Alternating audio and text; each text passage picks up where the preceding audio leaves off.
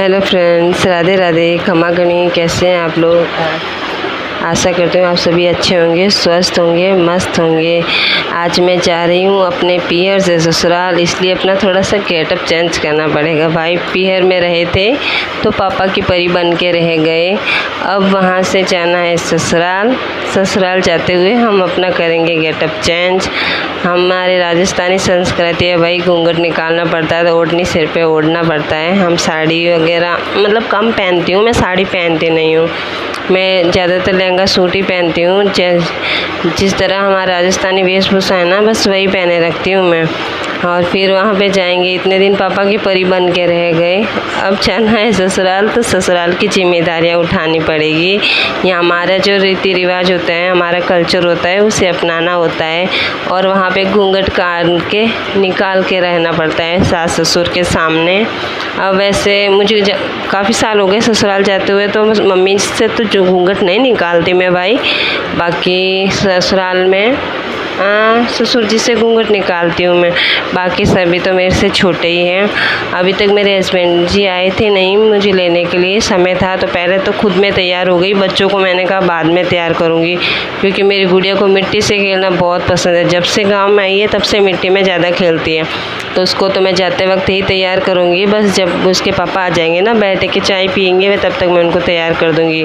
जब तक मेरे घर वाले सब गुड़िया के साथ खेल रहे हैं, बातें कर रहे हैं। सब तो कोई नहीं है मेरे घर में, मम्मी भतीजी बस यही है, भैया सब तो काम पे गए हुए हैं। बस छोटी सी फैमिली है मेरे पीहर में मेरी, पर सब खुश हैं, एक दूसरे से बहुत अच्छे से रहते हैं। और सब मुझे बहुत अच्छा लगता है अपने पीहर में जाके रहना, मम्मी के साथ रहना, बस अपनी फैमिली के साथ रहना। अब मुझे जाना था अपने घर पे, तो मेरे भैया ने फ़ोन किया था मेरी गुड़िया से बात करने के लिए। इसको बोल रहे थे मेरे भैया कि गुड़िया वापस कब आएगी, तो भी मेरी गुड़िया है ना फ़ोन पे बातें कर रही थी। तब तक मेरी भतीजी देखो वीडियो बना रही है इसका, बोल रही दीदी जब आप चले जाएंगे ना तो मैं आपको मिस करूँगी ना, आपको और गुड़िया को, तो मैं वीडियो देखती रहूँगी। मेरी भतीजी को खुद वीडियो बनाना अच्छा नहीं लगता, उसका खुद का अच्छा नहीं लगता, वो दूसरों का बनाती रहती है। जब मैं इसका वीडियो खुद का बनाती हूँ ना, तो कैमरे में इतना मुँह छुपाती है, उसको इतनी शर्म लगती है, सच में खुद का मुँह छुपा लेती है बस फ़ोन के, देखना फ़ोन के पीछे मुँह छुपा लिया। इसको मैं बोलती हूँ बस कैमरे के सामने क्या बोल रहे, मत नहीं दीदी मुझे कैमरे के सामने नहीं आना है। मेरी ये कैमरे के सामने बहुत कम आते हैं, पर मैं कभी कभार चुपके से ले लेती हूँ इसके फ़ोटो। और ये करने लगी अब मेरे भैया से, मेरे भतीजी से बातें करने लगी। वो जोधपुर में रहते हैं ना काम करते समय, तो वो घर पे कम ही रुकते हैं, इसलिए वो गए हुए थे। तब तक हमें जाना था, तो हमने फ़ोन पे बात करके ही बोल दिया था भाई आज हम जा रहे हैं। इसलिए मेरी गुड़िया बातें करने लगी। अभी इसके पापा आए थे नहीं, मेरे इनको भी पसंद नहीं है, मेरे हस्बैंड को भी कैमरे के सामने आना वीडियो बनाना पसंद नहीं है। जैसे मेरी भतीजी को पसंद नहीं है वैसे इनको भी पसंद नहीं है। हमारे घर में बाकी मेरी मम्मी बच्चे सब तो आ जाते हैं, मेरी मम्मी भी आ जाती है। मेरी मम्मी को भी इतना नहीं लगता बुरा भाई कि कैमरे के सामने क्या है, भले आओ, मेरी मम्मी आ जाती है। फिर उसके बाद तैयार होकर हम, मेरे हस्बैंड जी आ गए थे, तो हम रवाना हो गए। शाम को लेट भी हो जाता, अगर इससे ज़्यादा लेट करते तो ज़्यादा अंधेरा हो जाता, और इसलिए हम चले गए थे। ये जब थोड़ा सा वीडियो बनाई इन्होंने मना भी किया था, तभी मैंने इनका वीडियो बना दिया। मेरी गुड़िया देखो मज़े कर रही है गाड़ी में, उसको जाना है उसकी दादी से मिलने, तो उसको काफ़ी समय हो गया था वहाँ से, तो उसको इसके दादी की भी याद आ रही थी। रोज़ाना फ़ोन पे तो बात करती है, पर अब मिलना होगा। 1 महीने से भी ज़्यादा हो गया शायद छुट्टियों का, यहाँ 1 महीने से ज़्यादा हो गया, और हम 1 महीने तक अपने पीहर रुके हैं। इतना समय तो हम है ना गर्मियों की छुट्टियों में ही बिता पाते हैं पीहर में, बाकी तो बस रोज़ हमारे घर की जिम्मेदारियाँ उठाओ। बच्चों की स्कूल में टिफ़िन तैयार करो, हस्बैंड जी का टिफ़िन तैयार करो। 1 महीने की छुट्टी दे दी थी मेरे हस्बैंड जी ने, बोला 1 महीने आराम से रह कर आ जाओ, उसके बाद ज़्यादा जाना नहीं होता है तुम लोगों का, तुम्हारा बच्चों के स्कूल की वजह से। तो मैं गई थी, देखो कितना अंधेरा हो गया है। ये मेरे पीहर का बॉर्डर है इसके आगे लक्ष्मण रेखा आ जाएगी मेरे ससुराल की। इसके बहुत अंधेरा, ज़्यादा अंधेरा तो नहीं हुआ था, पर मैं जब तक घर जाऊँगी ना तब तक बहुत अंधेरा हो जाएगा। तब तक मेरी गुड़िया बातें करने लगी, अपने पापा से बातें कर रही थी। देख रही थी रास्ते में। मेरी गुड़िया को बाहर देखना, घूमना फिरना बहुत अच्छा लगता है। फिर गाड़ी में तेल ख़त्म हो गया था, तब तक तेल पंप आ गया था। तेल पंप पे तेल भरवा लिया। इससे आगे शहर का एरिया स्टार्ट हो जाएगा। जब तक हम थे ना गांव में तो वहाँ बहुत अच्छा लगता है। यहाँ शहर में था ना, बस गाड़ियों के हॉर्न सुनो, आवाज़ सुनो। और मम्मी के घर में थे तो आराम से लेटे रहते थे ना सवेरे के समय लेट तक, तो मोर की आवाज़, कोयल की आवाज़ इतनी अच्छी लगती थी रे भाई, इतनी अच्छी लगती थी सच में।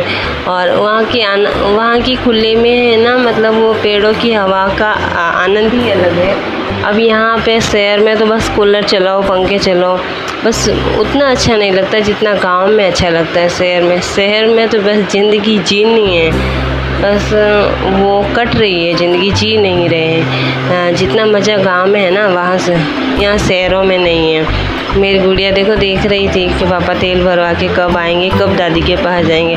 इसको बहुत जल्दबाजी रहती है दादी के पास जाने की। मेरी गुड़िया से बहुत प्यार करती है मेरी सासू माँ, इसीलिए मेरी गुड़िया बहुत ज़्यादा याद करती रहती है उसको, दादी को। फिर देखो वहाँ से निकले तब तक अंधेरा भी हो गया। अंधेरा तो है ना गांव में होता है, ठीक है। मैंने देखा है अंधेरा गांव में होता है, लाइट बहुत कम लगाते हैं लोग रात को।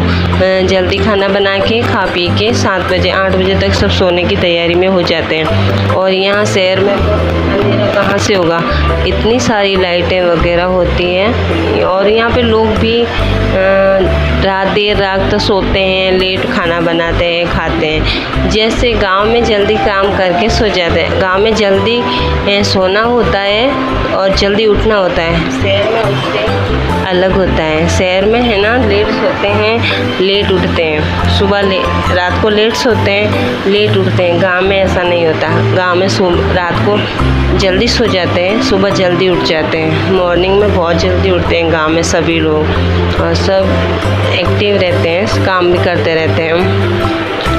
और मैं अब जा रही थी अपने ससुराल। देखो कितनी भीड़ भाड़ है रे भाई, सच में। शहर में तो मतलब ऐसा लगता है कि सांस लेने में दिक्कत हो जाती है सच में। कहीं बाहर निकले ना तो इतनी भीड़ भाड़ होती है ना, तो सांस लेने में भी दिक्कत हो जाती है। अच्छा ही नहीं लगता मुझे शहर में ज़्यादा रहना।